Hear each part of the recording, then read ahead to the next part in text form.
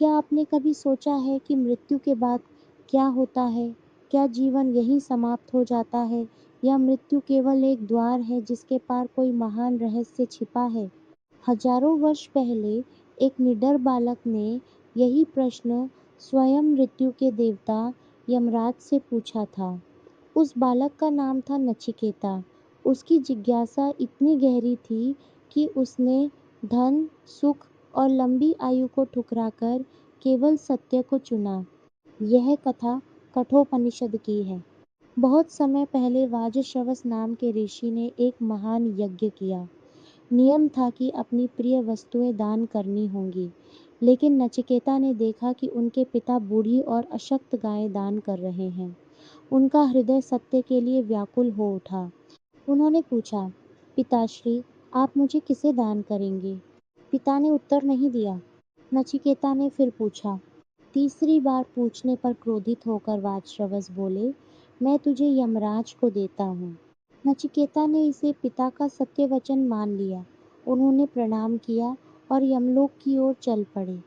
यमराज उस समय अपने लोक में नहीं थे। नचिकेता 3 दिन और 3 रात बिना भोजन और जल के उनके द्वार पर बैठे रहे।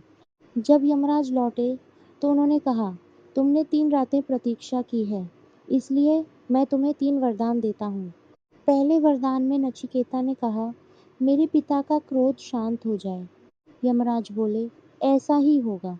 दूसरे वरदान में उन्होंने स्वर्ग प्राप्ति की अग्नि, विद्या मांगी। यमराज ने उन्हें यह ज्ञान दिया। अब तीसरे वरदान की बारी आई। नचिकेता बोले, मृत्यु के बाद आत्मा रहती है या नहीं? मुझे इस रहस्य का सत्य बताइए। यमराज ने कहा, यह प्रश्न अत्यंत कठिन है, कोई और वर मांगो।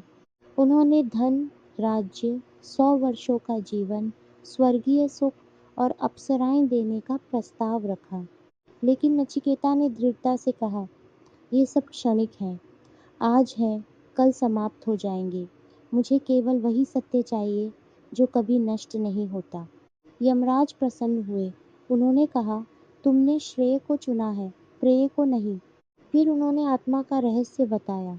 आत्मा न जन्म लेती है न मरती है, वह शाश्वत और अविनाशी है। जैसे मनुष्य पुराने वस्त्र त्याग कर नए वस्त्र धारण करता है, वैसे ही आत्मा शरीर बदलती है। न शस्त्र उसे काट सकते हैं, न अग्नि जला सकती है। फिर यमराज ने कहा, शरीर रथ है, आत्मा उसका स्वामी है, बुद्धि सारथी है, मन लगाम है और इंद्रियां घोड़े हैं। यदि मन नियंत्रित हो तो जीवन परम सत्य की ओर बढ़ता है। यदि मन चंचल हो तो मनुष्य भटक जाता है। उन्होंने आगे बताया, परम ब्रह्म का प्रतीक है, इसका ध्यान साधक को अमृतत्व की ओर ले जाता है। नचिकेता ने पूछा, आत्मा हमारे भीतर है, फिर हम उसे क्यों नहीं देख पाते? यमराज बोले, क्योंकि इंद्रियां बाहर की ओर दौड़ती हैं। जो मन को भीतर मोड़ता है वही आत्मा को जानता है। जब सभी इच्छाएं शांत हो जाती हैं और हृदय की गांठें खुल जाती हैं, तब मनुष्य मुक्त हो जाता है। इन वचनों को सुनते ही नचिकेता गहरे ध्यान में डूब गए। उन्हें अनुभव हुआ कि वे शरीर नहीं, बल्कि शुद्ध चेतना है, अविनाशी, शांत और प्रकाशमय। उनके भीतर से मृत्यु का भय सदा के लिए समाप्त हो गया। यमराज बोले, जो आत्मा को जान लेता है उसके लिए मृत्यु अंत नहीं रहती, वह अमृतत्व को प्राप्त करता है। नचिकेता ने यमराज को प्रणाम किया और पृथ्वी पर लौट आए। उनके पिता ने उन्हें प्रेम से गले लगाया। अब नचिकेता बदल चुके थे। उनके चेहरे पर गहरी शांति थी। लोग उनसे पूछते, क्या मृत्यु से डरना चाहिए?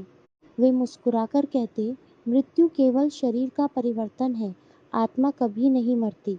उन्होंने लोगों को सिखाया कि धन, यश और भोग क्षणिक हैं, सच्चा खजाना आत्मज्ञान है। उन्होंने बताया कि जीवन का उद्देश्य अपने भीतर की अमर आत्मा को पहचानना है। नचिकेता की कथा आज भी हमें प्रेरित करती है। यह सिखाती है कि सत्य की खोज सबसे बड़ा साहस है। क्षणिक सुख स्थायी नहीं होते, आत्मा शाश्वत है, मृत्यु अंत नहीं है, हम शरीर नहीं, अमर चेतना है।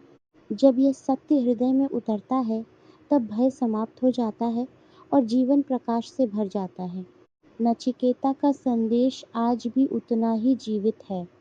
सत्य को चुनो, भीतर झाँको और उस आत्मा को पहचानो जो कभी जन्म नहीं लेती और कभी मरती नहीं।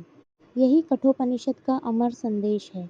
यदि आपको यह प्रेरणादायक कथा पसंद आई हो तो हमारे चैनल को लाइक, शेयर और सब्सक्राइब करना न भूलें, ताकि ऐसी और भी दिव्य और ज्ञानवर्धक कथाएं आप तक पहुंचती रहें।